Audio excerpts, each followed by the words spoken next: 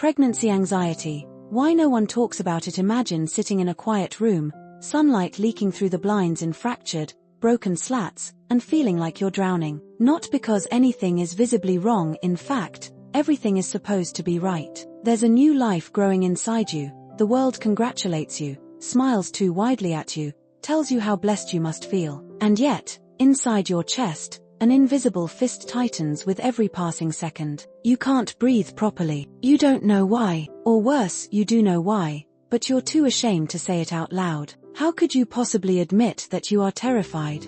You see, pregnancy is wrapped in a shimmering mythology, that it is the most beautiful, glowing, miraculous time in a woman's life. And anything that contradicts that narrative, anything dark, messy, or frightening, becomes almost unspeakable. The terror is expected to stay hidden, exiled to the corners of your mind, while the outside world demands gratitude, demands radiance. But what happens when that myth doesn't fit your reality? What happens when your reality feels more like a free fall with no parachute?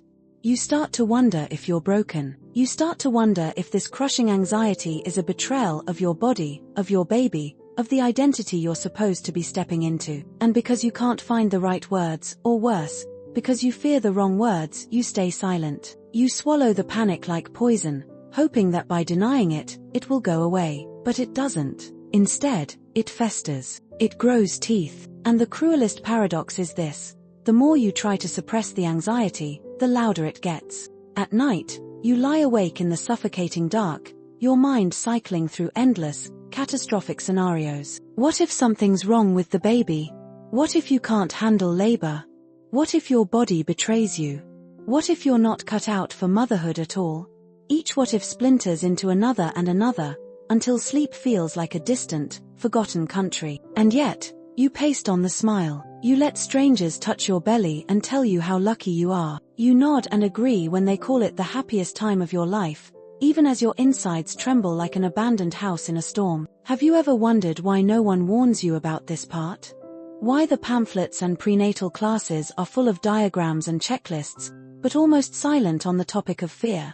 Why even the people closest to you, your mother, your friends, your doctors, skim past your unspoken panic as if it's an awkward stain on a perfect photograph?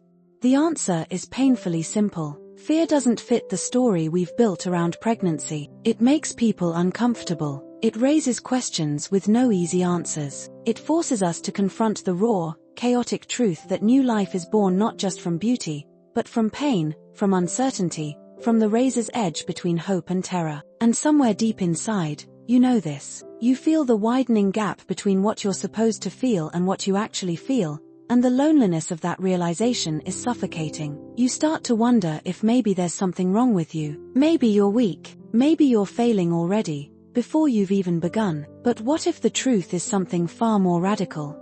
What if anxiety during pregnancy isn't a failure at all, but a deeply human response to an overwhelming transformation? Think about it. You are standing at the threshold of becoming someone entirely new. Your body is no longer just yours. It has become an ecosystem, a battleground, a sanctuary, and a stranger all at once. Your future is no longer a straight line but a gnarled, twisting path you cannot predict. Everything, your identity, your relationships, your dreams, is being reshaped under forces you cannot control. How could anyone walk through that fire without fear?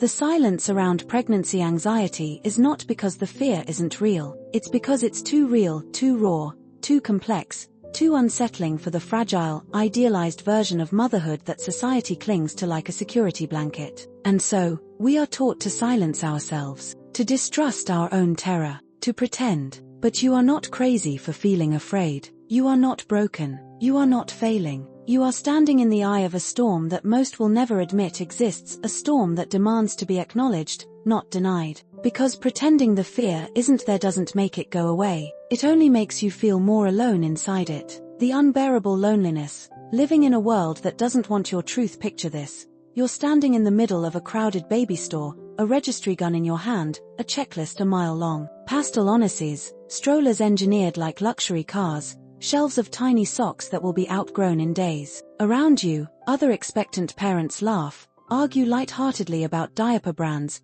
beam over bottle warmers and crib mobiles. You are surrounded by people, and yet you have never felt more alone. Because in the hollow center of your chest, something cold and heavy grows. Because no one around you seems to be carrying the invisible weight you bear, the fear that no one has named, the anxiety that no one acknowledges. And so you pretend again. You point to a bassinet and smile. You let the joy on your face look effortless. You crack a joke about how you'll never sleep again, and everyone laughs, because that kind of fear, the funny, palatable kind, is acceptable, manageable. It fits neatly into the story we're allowed to tell. But the real fear, the wild, dark, sprawling fear, stays hidden. Because what would happen if you spoke it aloud?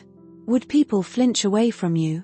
Would they offer you thin reassurances, "Oh, everything will be fine," and then change the subject? Would they look at you with that slight, unspoken pity, the kind that says maybe she's not strong enough for this?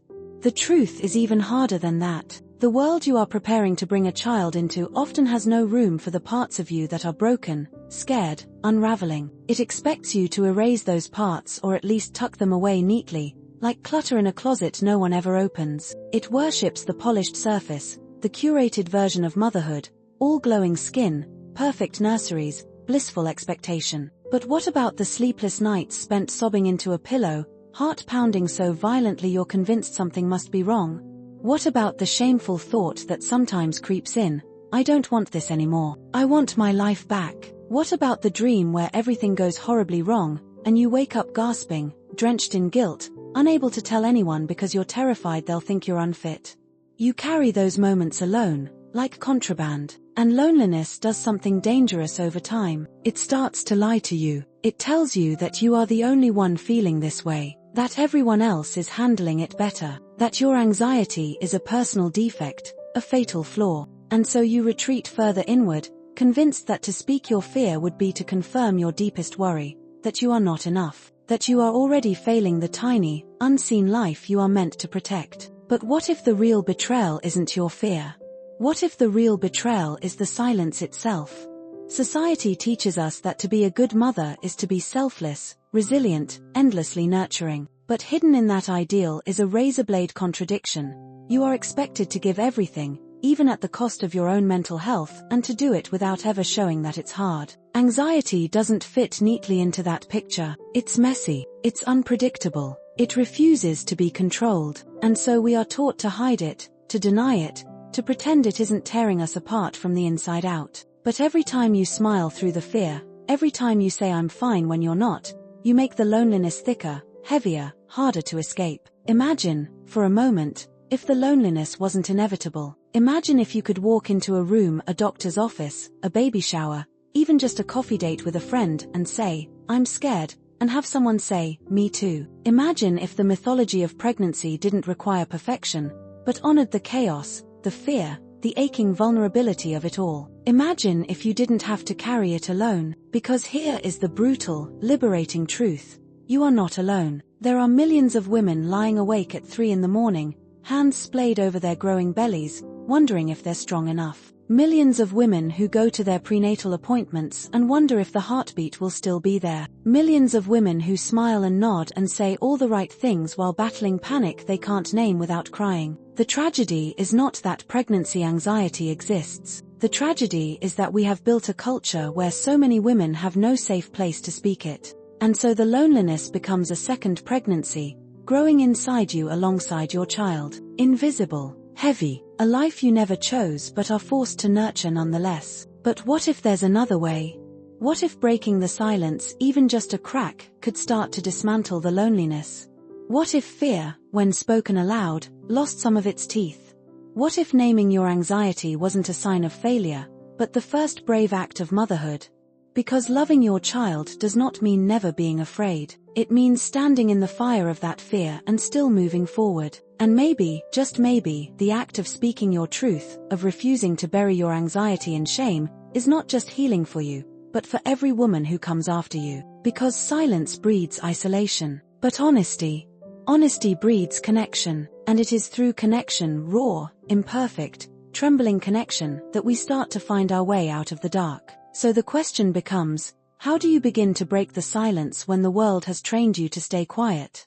Breaking the silence. How healing begins. Imagine standing at the edge of a frozen lake, the silence so complete it hums in your ears. Beneath your feet, The ice looks solid, pristine, a mirror pretending to be whole. But you know better. You know how fragile it is. You know how one step, one truth spoken aloud, could shatter it into 1,000 jagged pieces. Still, you have to move. You have to speak, because staying frozen is no longer an option. But where do you begin? It feels impossible at first. The habit of silence is a thick, heavy thing, wrapped around your throat like a chain. You wonder if you even remember how to be honest. You wonder if honesty will make the fear worse, more real, less manageable. You wonder if anyone will listen, and then you realize maybe it's not about whether they listen. Maybe it's about refusing to gaslight yourself any longer, about refusing to treat your own terror as if it is imaginary, inconvenient, shameful. Because fear thrives in isolation. Fear shrinks when it is named, so you start small. Maybe it's a whispered confession to your partner in the middle of the night. I'm scared. Maybe it's writing the words you can't say in a battered journal, ink bleeding through the pages. Maybe it's sitting across from a therapist, your hands trembling, finally daring to admit, I'm not okay. The act of speaking is terrifying. It feels like standing naked in a room full of strangers, every vulnerability exposed. But something strange happens when you do it. The world doesn't end. You don't unravel into dust. Instead, you begin to feel, for the first time in weeks, maybe months, the faintest stirring of air, like the cracking of winter ice as spring inches closer. Movement, possibility, and if you are lucky, if the universe is kind, you will find that someone answers back. Maybe they will say, I felt that too. Maybe they will say, you're not broken. Maybe they will simply sit beside you in the rawness, refusing to look away. That is how healing begins, not with solutions or platitudes, but with witness, with someone willing to see your fear without trying to erase it. But you must also prepare for another reality. Not everyone will understand. Some people will still offer empty reassurances. Some will flinch away, uncomfortable with your rawness. Some will change the subject, wrap their unease in 1,000 meaningless words. That's okay. Their discomfort is not your failure. You are not responsible for making your truth easier to hear. What you are responsible for, what you owe yourself, and the child you are about to bring into this chaotic,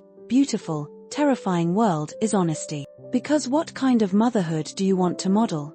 One that demands perfection at the cost of your sanity? Or one that embraces complexity, that teaches your child that strength does not mean the absence of fear, but the courage to move forward despite it? You get to choose. And choosing does not mean the anxiety vanishes overnight. You may still wake up some mornings with a heart pounding so hard it feels like it might tear through your ribs. You may still lie in bed at 2 a.m., bargaining with the universe for your baby's safety, feeling the walls close in around you. But now, you will know the fear is not a private prison. It is not a verdict on your worth. It is part of the landscape, and you are learning how to navigate it without pretending it isn't there. You are building a new mythology of pregnancy, one that allows room for darkness and light, terror and hope, despair and joy. You are creating space for the full, unvarnished experience of what it means to stand on the brink of new life. And maybe, just maybe, in doing so, you will give someone else permission to tell their truth too. This is how revolutions start. Not with grand declarations, but with one trembling voice saying, I feel this too, and another voice answering, you are not alone. Imagine a world where women didn't have to wear masks through the most vulnerable transformation of their lives. Imagine a world where fear was not treated as failure,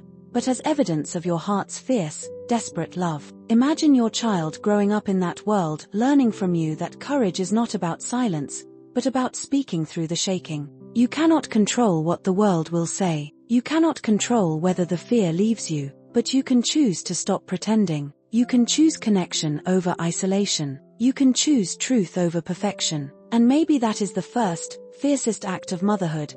Not the moment your child is placed in your arms, but the moment you choose to stand, trembling but unhidden, in the storm. The moment you say, I am terrified, I am hopeful, I am broken, I am strong, I am all of it, and I am still here.